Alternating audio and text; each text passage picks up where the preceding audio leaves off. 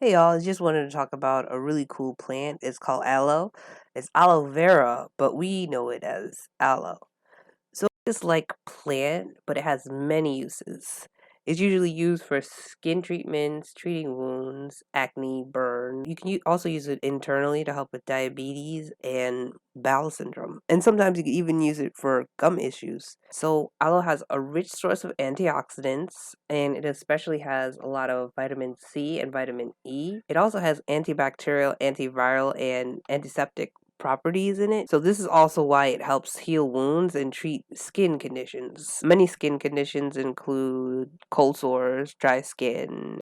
The gel from the leaf is very beneficial. The gel helps hydrate the skin. That's why it helps with dry moisture. Whether you use it on the skin or eat the aloe, it's good for both internal and external use. And the many different ways that you can have aloe is you can eat it. It's a bitter but refreshing taste to it. You can add it in smoothies, salsas, in your food. It comes in many different forms. The form I'm mainly talking about is the plant, which you can break it down into the leaf. And in the leaf, you cut it and you can use the gel from the leaf. So the most natural form is definitely going to be the most beneficial form.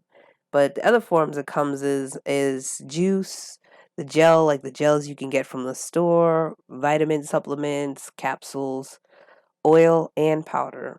From my experience, I've used it for pink eye. What you do is get a syringe and pull out the juice, and you actually put the syringe and the gel goes in your eye.